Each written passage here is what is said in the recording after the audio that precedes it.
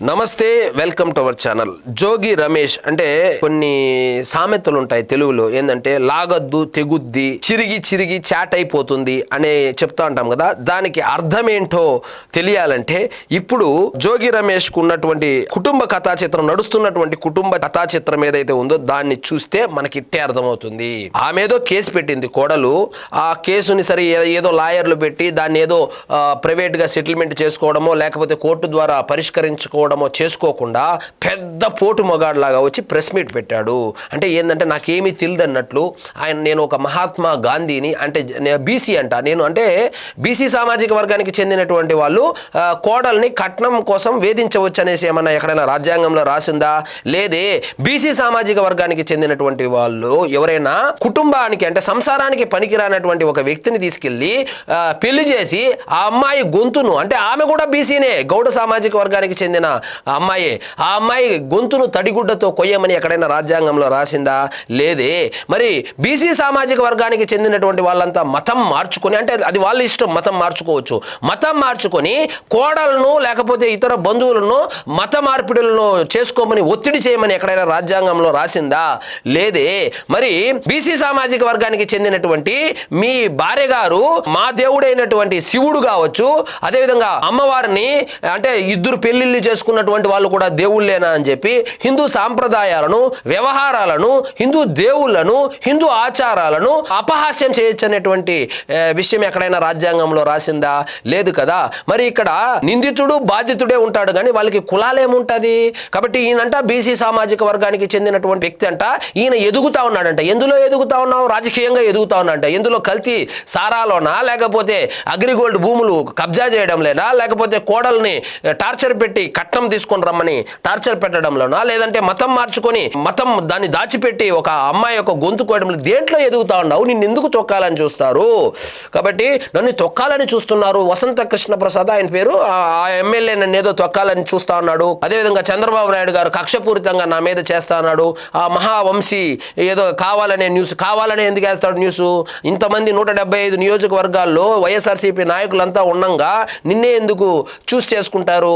కాబట్టి ఆ వీడియో ఆయన దగ్గరికి వెళ్ళింది కాబట్టి వేశాడు. సో ప్రెస్ మీట్ పెట్టి నాకేమి సంబంధం లేదు అంటే, గోరుముద్దలు తినిపించినటువంటి అత్తను, అంటే లేకపోతే కూతురులాగా చూసుకున్నటువంటి మామను ఆ విధంగా మేఘన మాట్లాడడం, మేఘన అంటే వాళ్ళ కోడలు పిల్ల మాట్లాడడము తప్పు అన్నట్లు ప్రెస్ మీట్ పెట్టాడు.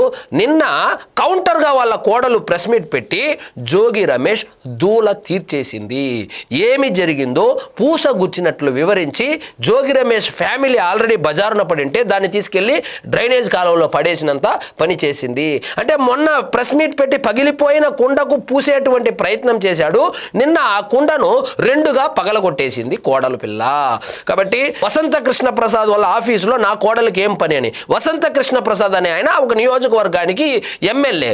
ఆ నియోజకవర్గానికి సంబంధించినటువంటి వాళ్లకు ఏవైనా సమస్యలు ఉంటే వాళ్ళు ఎమ్మెల్యే దగ్గరికి వెళ్ళడం, అంటే పార్టీలకు అతీతంగా ఎమ్మెల్యేల దగ్గరికి వెళ్ళడం అనేది రూరల్లో ఆనవాయితీ.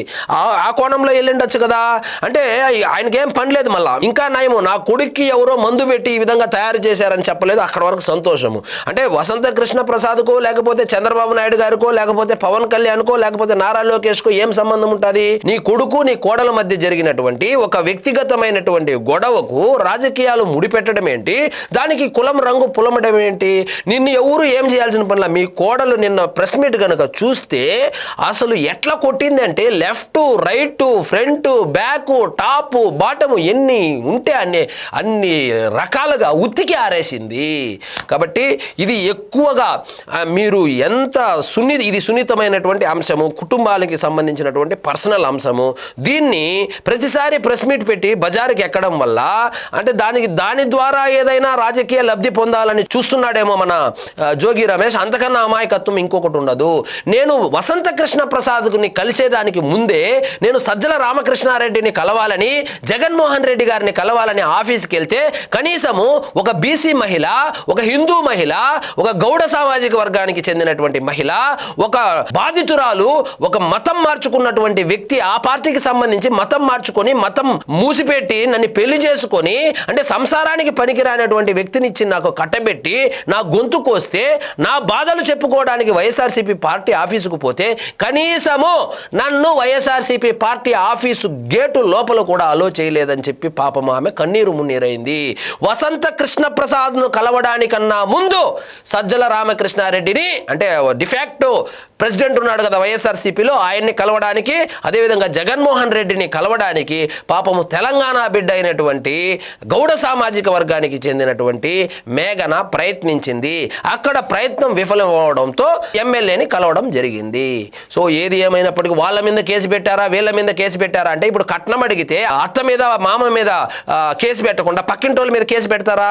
కట్నం ఎవరు అడుగుతారో వాళ్ళ మీదే పెడతారు కదా. అంటే పెళ్లి ఎవరు చేశారో వాళ్ళ మీద పెడతారు. అంటే నా మీదే ఎందుకు కేసు పెట్టారంటే, ఇంకా నువ్వు కట్నం మీరు అడిగారు కాబట్టి, హిందూ దేవుళ్ళను మీరు అపహాస్యం చేశారు కాబట్టి, అంటే మీ భార్య బైబిల్ చదవడమో, మీ భార్య మతం మార్చుకోవడమో, నువ్వు మతం మార్చుకోవడమో ఎవ్వరికి ఇబ్బంది లేదు. అది మీ ఇష్టము, మీ చాయిస్ అది. కానీ మతం మార్చుకున్నటువంటి విషయాన్ని దాచిపెట్టి ఒక హిందూ సాంప్రదాయాలను పాటిస్తున్నటువంటి ఒక హిందూ మహిళను పెళ్లి చేసుకోవడమే కాకుండా ఆమెను మతం మార్చుకోమని ఒత్తిడి తెచ్చేటువంటి అధికారం మీకు ఎవరు ఇచ్చారు? మరి మీరు మతం మార్చుకున్నాము, మేము వెళ్ళిపోయినాం అంటున్నారు. మరి ఆ రోజు కనకదుర్గమ్మ గుడి దగ్గరికి వెళ్ళి పెద్ద వీర భక్తుడులాగా, పెద్ద హిందూ సాంప్రదాయాలను పాటించేటువంటి పరమ భక్తుల్లాగా చేతిలో కర్పూరం ఒకటి పెట్టుకొని హిందూ దేవుళ్ళను ఎందుకు అపహాస్యం చేశావు? అదే చర్చికి వెళ్ళి చేసిండొచ్చు కదా, చేయవు. ఎందుకంటే మీకు ఆ సాంప్రదాయాలు మీరు పాటిస్తారు కాబట్టి మీకు భయము. అంటే ఇక్కడ హిందూ దేవుళ్ళు, హిందూ సాంప్రదాయాలను మాత్రం అపహాస్యం చేసేయచ్చు. అదే కర్పూరము లేకపోతే బైబిల్ మీద ఎందుకు ప్రమాణం చేయలేదు, నాకు ఎటువంటి సంబంధం లేదని ఇప్పుడు బైబిల్ తీసుకొని బైబిల్ మీద ప్రమాణం చేసి నేను కట్నం అడగలేదనో, లేకపోతే మేము మతం మార్చుకొని మేము పెళ్లి చేయలేదు, మా కోడలి పిల్లను కూతురులాగా చూసుకున్నామని బైబిల్ మీద ప్రమాణం చేసి చెప్పేటువంటి దమ్ము ధైర్యము జోగి రమేష్ ఉందా? లేదు. ఎందుకంటే భయం ఆయనకు. ఎందుకంటే వాళ్ళు ఆ మతం తీసుకున్నారు కాబట్టి ఆ మత ఆచారాలంటే భయము, మత పెద్దలంటే భయము. అంటే హిందువులు మాత్రం తేరగా వచ్చారు, కర్పూరం ఒకటి పెట్టుకొని పెద్ద డ్రామా ఒకటి చేశాడు అప్పట్లో. కాబట్టి ఈ విషయాన్ని ఎంత సామరస్యంగా పరిష్కరించుకుంటే అంత మంచిది జోగి రమేష్. ఇప్పుడు మీరు కనుక ప్రెస్ మీట్ పెడితే ప్రతిరోజు పెట్టేటట్లుంది.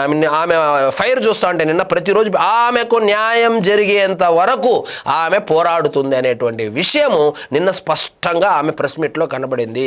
కాబట్టి అధికారం ఉన్నప్పుడు ఏమేమి నోరు పారేసుకున్నాడో ఆ పాపాలంతా ఇప్పుడు కోడలు రూపంలో, ఆ కోడలు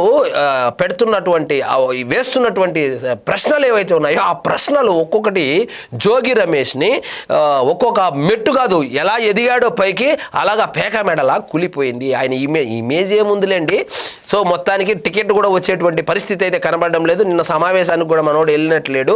కాబట్టి ఈ విషయాన్ని టీవీ స్టూడియోల్లోనో లేకపోతే ప్రెస్ మీట్లలోనో కాకుండా సామరస్యంగా పరిష్కరించుకుంటే, అదేవిధంగా కోర్టుల ద్వారా పరిష్కరించుకుంటే బాగుంటుంది. కానీ ప్రతిరోజు ఇలా ప్రెస్ మీదకి వస్తే అల్లరి పాలవుతుంది. అల్లరి పాలయ్యేది ఆల్రెడీ అల్లరి పాలే అయ్యింది అనుకోండి. సో ఎక్కడ చూడు మేఘనా గారు మాట్లాడినటువంటి ఆ వీడియో క్లిప్పింగ్సే మొత్తం రాష్ట్ర నలుమూలలా లైక్ వైల్డ్ ఫైర్ లాగా స్ప్రెడ్ అయిపోయింది. సో ఇదండి ఈరోజు మన టాపిక్. మీకు ఈ వీడియో నచ్చినట్లయితే లైక్ చేయండి, షేర్ చేయండి, ఛానల్ మాత్రం సబ్స్క్రైబ్ చేసుకోవడం మర్చిపోవద్దు.